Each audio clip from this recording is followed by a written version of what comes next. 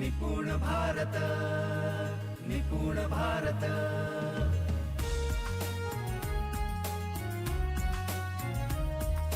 निपुण भारत, निपुण भारत। नमस्कार दोस्तों, उसका महत्व कम नहीं होने वाला।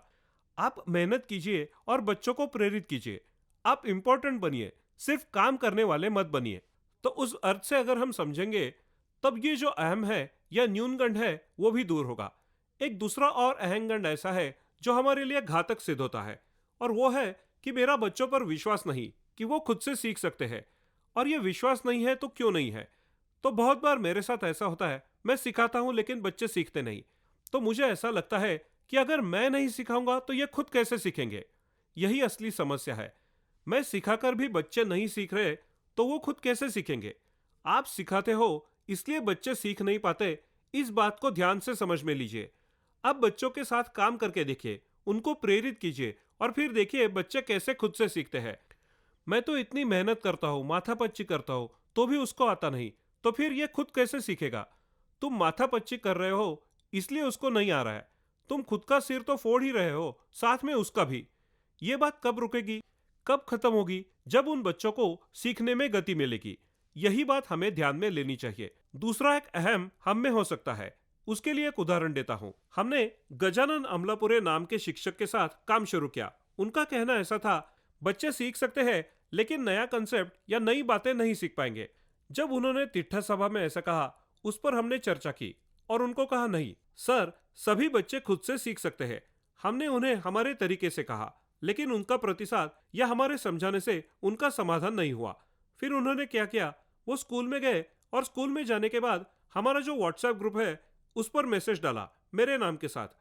नीलेश सर, आप कहते हैं कोई भी बच्चा कुछ भी सीख सकता है।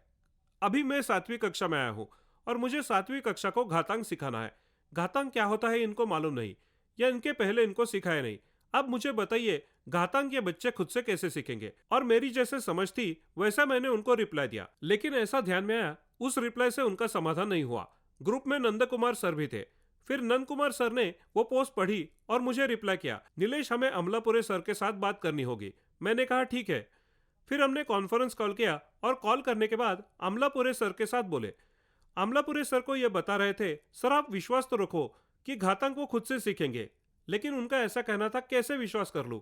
अगर उनको घातांक क्या ये मालूम नहीं तो वो खुद कैसे सीखेंगे? फिर खुद नंद कुमार सर ने उनसे कहा, मैं कहता हूं इसलिए तो सुनिए और जो हम कह रहे हैं वो कीजिए। फिर उन्होंने कहा, सर आप कहते हैं तो मैं सुनता हूं। तो सर ने उनको कहा कि आप कल स्कूल में जाइए, आपकी कक्षा में जो बच्चे हैं उनसे बोलिए कि आपको घातांक खुद से सीखना है और पूछिए उसे सीखने के लिए आपको कितना वक्त लगेगा। बच्चे कहेंगे 5 दिन, 8 दिन, 10 दिन, जो कुछ भी होगा। एक चार्ट बनाइए, उस पर बच्चों के नाम लिखिए और उसके सामने उनको लगने वाला समय लिखिए। उस कालावधि तक आप शांत रहे। दूसरा, अगर आपको कुछ करना है तो कीजिए, लेकिन उनको घातांक मत सिखाइए। ऐसा सब तय हुआ। वो बोले ठीक है सर, मैं वैसे करता हूँ। दूसरे दिन वो स्कूल में गए। दूसरे दिन मूर्तिजापुर जो अकोला जिले में है, मैं वहाँ वर्कशॉप में था। उस वर्कशॉप में मैं बोल रहा था, फोन वाइब्रेट मोड पर था और उस दरमियान लगातार फोन आ रहे थे। वाइब्रेट मोड पर फोन निकालकर जब मैंने देखा तो गजानन अमलापुरे सर के थे। लगभग 12 बजे का समय था। 12 बजे से उनके फोन आने शुरू हो गए। मैं तो फोन नहीं उठा सका। बार बार उनके फोन आ रहे थे और मेरे समझ में आया कि उनकी कुछ बड़ी समस्या है। मैं 7 साढ़े 7 बजे वाशिम घर पहुंचा। मैंने उनको कॉल किया तो वो इतने आश्चर्यचकित रीति से बताने लगे कि सर, मुझे बिल्कुल विश्वास नहीं हो रहा ये सब कैसे हुआ। इनकी उत्सुकता देखने के बाद मैंने कहा, 2 मिनट रुकिए, हम सर को कॉन्फ्रेंस कॉल पर लेते हैं। फिर नंद कुमार सर को कॉल पर लिया और उन्होंने सब बताना शुरू किया। उन्होंने कहा, कल मैं स्कूल गया, मेरे दिमाग में था बच्चे तो खुद से सीखेंगे नहीं, लेकिन सर कहते हैं इसलिए मैं करता हूँ।